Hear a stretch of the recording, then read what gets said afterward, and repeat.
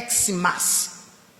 X maana yake ni 10 katika lugha ya Kilatini, kwa sababu Kirumi namba wanaandika hivi, 1 wanaandika hivi 1, 2 wanaandika 1 1, 3 wanaandika 1 1 1, 4 wanaandika 1 V kulia, 5 wanaandika V, 6 wanaandika V 1 kulia, 7 wanaandika V 1 1 2 kulia, 8 wanaandika V 1 1 3 kulia, 9 wanaandika X 1 na kuja kushoto, 10 wanaandika X. Kwa hiyo X kwa Kirumi ni ngapi?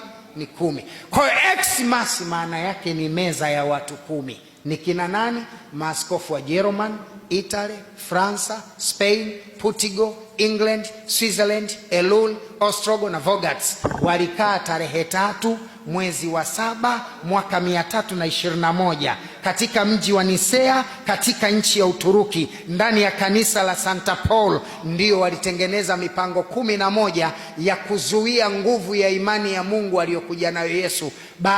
Baadaye akija Muhammad akute maharibifu, walipanga mambo 11. Moja kati ya hayo ni kubadili tarehe sahihi aliyozaliwa Yesu. Yesu hakuzaliwa mwezi wa 12 kama wanavyosema katika tarehe 25.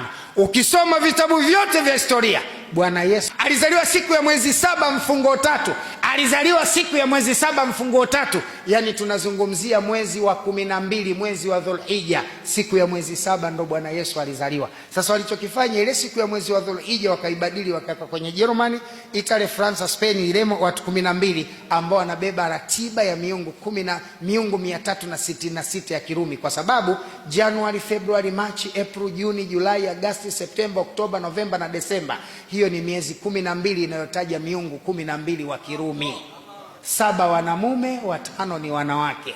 7 wanamume ni wale Januari, Machi, Mei, Julai, Agosti, Oktoba na Desemba. Hao ni wanamume. Na 5 ni wale April, Mei, Juni, wale wenye siku 28 na 30, wale ni miungu wanawake. Na hawa wote ni miungu na kila mungu ana kazi yake, na ndio maana majina yao yamebeba majina miungu. Kwa mfano, Oktoba ni jina linalobeba mungu mtawala wa bahari, Octopus, ama ukipenda nani? Octopus ni nani? Pweza, mungu wa bahari, ana mikia 8, ndio asili ya neno Oktoba. Oktoba ni neno linatokana neno Octopus, mungu wa bahari, pweza. Wao walikuwa kimwabudu Warumi. Na wao what is the day today? Today the Monday. What is the meaning of Monday? Siku ya Mungu jua. Ukisema Monday ni Mungu mwezi. Ukisema Sunday ni Mungu jua. Ukisema Tuesday Mungu mnala. Ukisema Thursday Mungu radi.